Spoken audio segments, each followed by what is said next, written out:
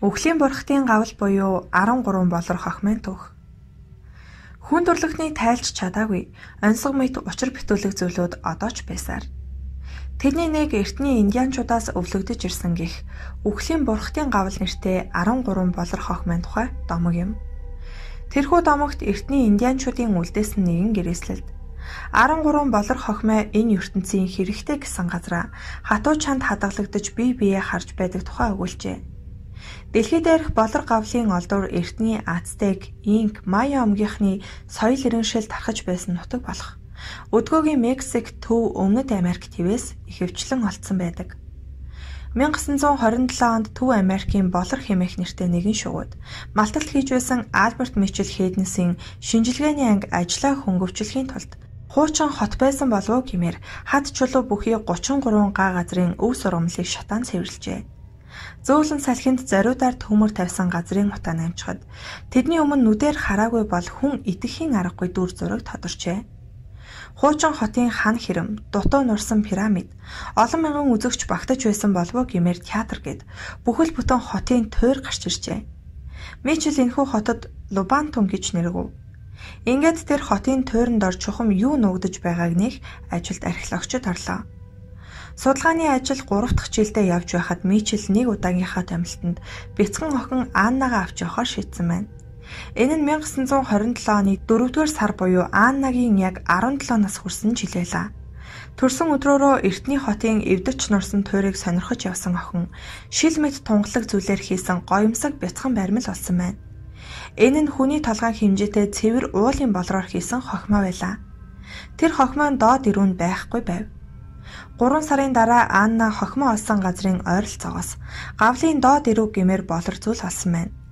Ингээд ирүү болоод гавлын хэсгийг хооронд нь нийлүүлэхэд яв цав таарсан төдийгүй холбоосыг машинерийн хийснээс шүргэх төдийд гавлан динжигнэг хөдөлж байжээ. Энэ бол Үхлийн бурхтын анхны олдор байлаа. Анна энэхүү гайхамшигт олдороо шүн ундахдаа орныхоо толгой дээр тавиад нойрсдог байв. Гэтэл тэр үеэс эхлэн охин шүнжэнгөө зүүдэлдэг болж олон мянган жилийн өмнө амьдарч байсан Индиан омгийнхны аж төрөл дайн тулааныг яг кино үзэж байгаа юм шиг харах болсон аж. Анна өглөө босоод аав болон босоод хүмүүст зүүдэндээ юу харсан тухайга ярьж өгдөг байлаа. Мөн охины зүүд юутай холбоотой болохыг эхлээд хинч тааварсангүй, таахыг оролдох хүнч байсангүй. Охин зарим өглөө юу ч зүүдэлсэнгүй гэж хэлнэ. Харин Аннагийн аав охиноо ийхүү эртний Индиан омгийнхны амьдралыг дахин үргэлжлүүлэн зүүдлэх болсонд нилээд гайхаж байлаа. Гайхаад зогссонгүй. Аннагийн зүүд тэрхүү болрох хохмоотой холбоотой юм биш үз гэх хардлага яагаад ч юм төрж эхэлсэн байна. Учир нь Анна болрох хохмоог орныхоо толгой дээр тавиад хоноход зүүд үргэлжилдэг. Өөр газар тавиад хонохоор огт зүүдэлдэггүй тайван амгалан нойрсдог болохыг мэджээ. Аннагийн зүүд яг л олон ангид кино шиг үйл явдал хоорондоо машинерийн уялдаа холбоотой өрнөнө. Түүний зүүдэнд одоогоос мянган жилийн өмнө амьдарч байсан индианчуудын нэгэн зэрлэг омгийн түүхэнд тэмдэглэгдэж эрдэмтдийн хараанд өртсөн амьдралаас гадна урьд өмнө огт дуулдаж сонсогдож байгаагүй үйл явдлууд орж ирдэг болжээ. Энэ үеэс эрдэмтэд охинд анхаарлаа хандуулж Аннагийн зүүдийг хамт манах болсон аж. Хачирхалтай нойрсож байгаа Аннагийн толгойд хохмоог ойртуулахад тэрбээр гинэт зүүзэлж, холдуулмагц жиг дамсгалан тайвнаар унтаж үжээ. 1960 онд Анна аавыгаа нас орсны дараа болор хохмоог шинжлэх ухааны эрдэмтдийн гарт өгөхөөр шийдэв. Энэ нь оновчтой шийдвэр болсон төдийгүй хохмоог судлах ажилд хамгийн түрүүнд урлаг судлаач Фрэнк Дортланд гэдэг хүн ханцуу шамлан орсон байна. Тэрбээр удалгүй орчин үеийн хамгийн сайн өсгөгч дурангийн тусламжтайгаар хинээч санаанд багтамгүй уран гоё хийсэн эдгээр болор хохмоо нь хүний гараар бүтээгдээгүй гэдгийг нотолсон жинхэнэ шуугиан тарьсан юм. Мөн гэрлийн маш сайн хугарлуудыг гаргах линз, фризмч дээрх дүгнэлтийг батлаж өгчээ. Ингээд эрдэмтэд дахин нарийн судалгаа хийхийн тулд тухайн үед кварц судлалаараа тэргүүлж байсан Hewlett Packard пүүсийн шинжээчдэд хохмоог хүлээлгэн өгсөн байна. Гэтэл эрдэмтдийг урьд өмнөхөөсөө илүү гайхшруулсан гэж хэлж болохоор үр дүн гарч эхэлсэн байна. Энэ болор хохмоо нь Америк твд анхны хүн суурьшихаас өмнө бүтээгдсэн байна гэсэн дүгнэлтийг гаргав.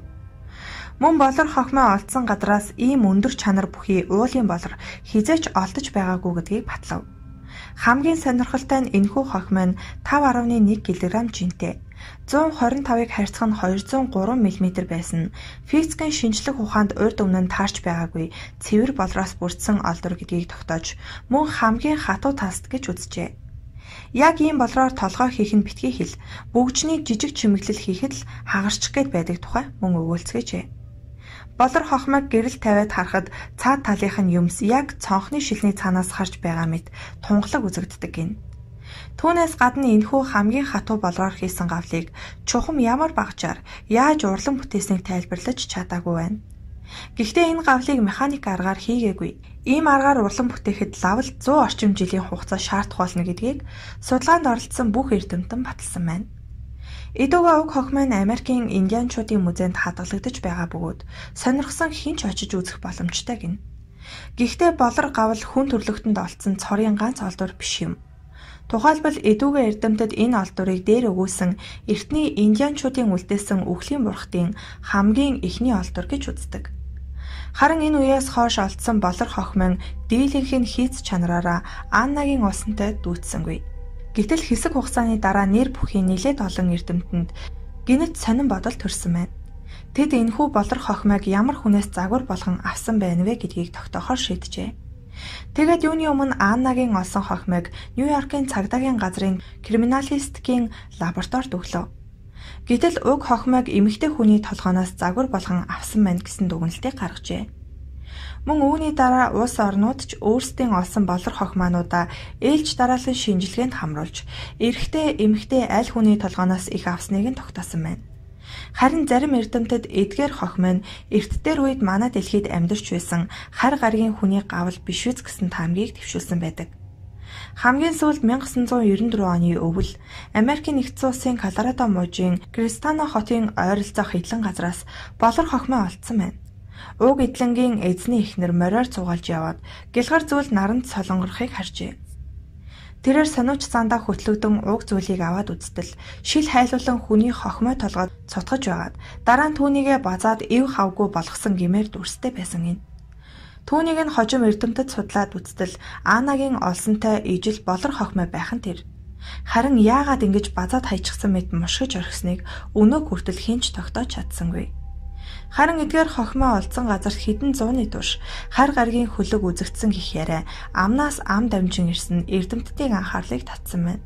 Тэрчлэн бусад мужаас ялгаатай нь энэ хотын мал сүрэг чухам юунаас гэмтсэн тодорхойгүй бэртэх нь элбэг тохиолддог аж. Эдүгээ хар гаргийнхны оюун санааны хүрээнд манай дэлхийтэй харьцах радио дамжуулагчийн үүргийг эдгээр болор хохимоо гүйцэтгэдэг байж магадгүй гэсэн эрдэмтдийн таамаглалч бий. Франц, Их Британи, Америкт олдсон хохимыг гартаа хатган унтсан хүн харь гаргийн гэмээр чимшиг. Эсвэл өвөг дээдэс маань гэмээр хүмүүстэй уулзан ярилцаж, тэрч бүхэл хүсэл мөрөөдлөө хэлэхэд хожим биелж байсан тухай яриа сонирхол татахгүй байхын аргагүй. Ялангуяа эдгээр хохимыг хувьдаа эзэмшигч нас барсны дараа тэр нь ор сургууй алга болдог явдал тайлагдашгүй онцгой болон үлдсэн юм.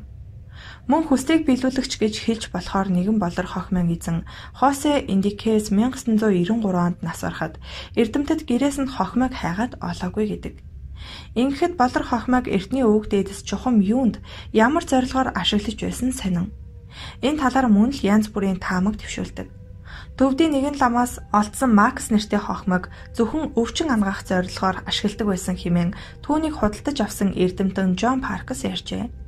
Харин хамгийн хачирхалтай нь эдгээр болор хохимыг дэрэгдээ тавьж унтсан хэн боловч Анна шиг эртний хүмүүс ёс заншлаа хэрхэн гүйцэтгэж байгаа яг л кино шиг зөвлөдөг нь эрдэмтдийн сонирхлыг татсан хэвээр.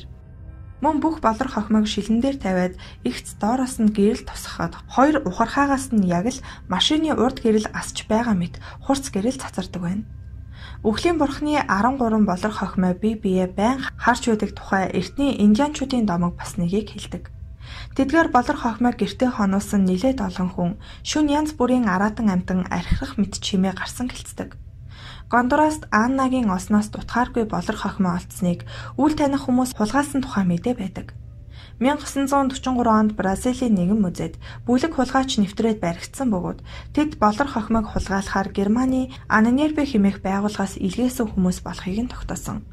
Германы тусгай албад болор хохимыг сонирхсон тухайн үед тус улсын хууль хяналтынхны сонирхлыг татаж байжээ. Харин нэлээд хожим германчууд зөвхөн Бразилд ч биш, Азийн олон оронд болор хохимын эрэлд элч төлөөлөгчөө илгээж байсан баримт бий. Мөн Монголд ийм болор хохимоо бий гэсэн эрдэмтдийн таамаглал байдаг.